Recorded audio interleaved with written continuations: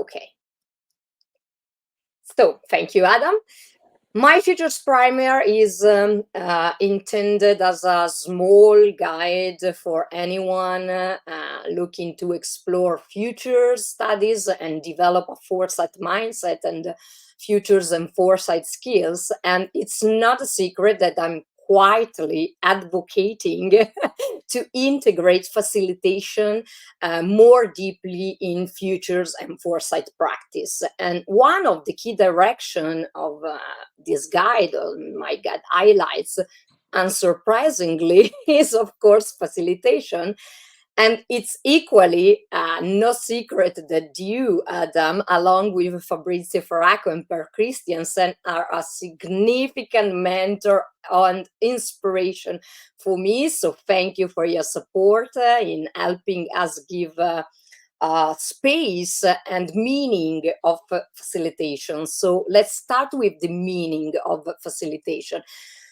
Your extensive experience now provides us with a more expansive and, let me know, nuanced understanding of facilitation. I really appreciate your latest books because in your book Facilitating Breakthrough, I read the title because I don't want to be wrong with this. Facilitating Breakthrough, how to remove obstacles, bridge differences, and move forward together, because it's simpler in Italian because we have facilitare la svolta, so in Italy it's easier to pronounce. And you present a bold redefinition of facilitation. And I want to use your own words because you shared that you want to offer a radically bigger definition of facilitation. So could you help us to navigate this perspective? What do you mean by radically bigger definition of facilitation? Well, thanks, Nicoletta, and thanks for your new book. What I mean by facilitation is not simply standing at the front of the room next to the flip chart or in a Zoom box, but more fundamentally helping people work together to do together what they can't do separately. And the link immediately to futures and foresight work, the way I think about it, is that we're working together not simply to adapt to the future, but to shape it or to transform it. And that's something we can almost never do alone. We have to do together, which means we need to collaborate. And what I mean by facilitation is just enabling collaboration. So that's what I mean. What do you mean to enabling collaboration? Because especially in some professional and business context, there are a lot of nuanced collaboration, but a lot of time there are ineffective collaboration. Yeah. Well, it's not easy to collaborate, especially with people who are different than you, who you don't necessarily agree with or like or trust. We collaborate because primarily because we need to in order to achieve what we're trying to achieve, and in particular, in order to be able to create a future which is different from the present.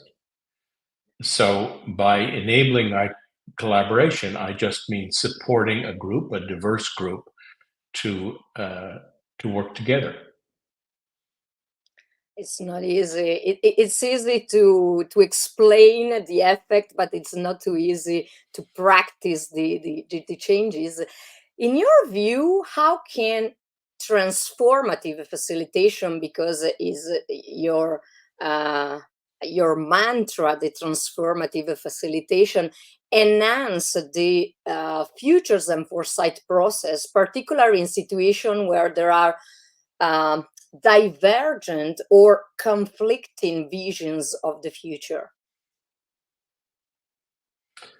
Well, I start with this question of what are we trying to do that requires us to work together to collaborate, and in particular, the the dimension of foresight and futures work that I have been focusing on is not simply studying the future or adapting to the future, but shaping or transforming it. And that's something none of us can do alone, and that requires us to work, including with diverse others. So so that's the emphasis of the facilitating work that I've been doing. Um, Facilitating actors who together want to and have the capacity to shape the future.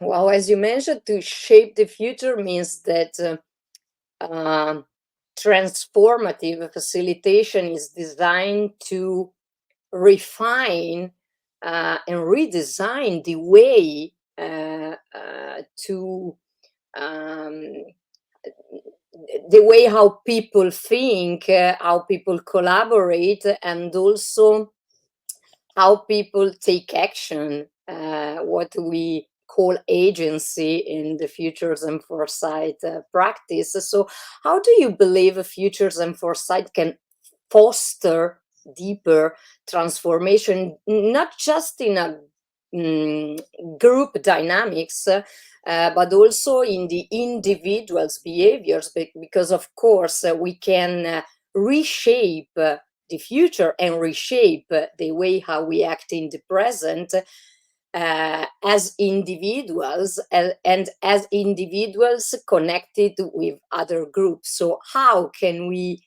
reshape the way how we can think and act? Well, we're using the word transformation in this conversation in at least three different scales. We're talking about transforming the world of which we're part. That's in general why we are coming together to do this work. Why are we collaborating? In order to transform our context. In doing this, in working together in this way across our differences, we're transforming the dynamics amongst us, and in particular, paying attention not just to the idea of a shared challenge or a shared opportunity, but also to take account of the differences between us, not only our commonalities, but our differences and conflicts. And that's important. I think that's one of the things I've learned is it's not sufficient only to focus on shared interests and shared objectives, but to also take seriously differences in understanding and interests and perspectives and identity. And thirdly, and through doing this, um, we transform ourselves, or we have the opportunity to transform ourselves, how we are, how we see our role and responsibility vis-a-vis the situation, vis-a-vis other people, how we understand what it is that we are doing and need to do. So I think of these transformation at these three scales as interrelated in that way. Interesting. Just a curiosity as a last question. In your opinion, and from your perspective, what are the main challenges to um, remove the obstacles to integrate the facilitation and the transformative facilitation in futures and foresight practice? Because, not only futurists or professional futurists or foresight practitioner are facilitators. I think the fundamental difference in all facilitation, whether it's about foresight or anything else, is that it's easier, and for many people, it's the default mode to just tell people what you think the truth is, or tell people what you think they ought to do, or tell people what you think is necessary. But that doesn't work in a context without hierarchical authority and without deference, and where we need everybody's participation and perspective to be able to move forward.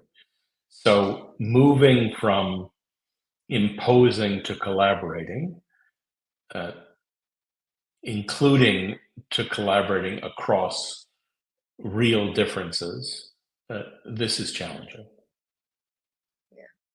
Thank you so much, Adam, for sharing your perspective and for your generosity. My pleasure.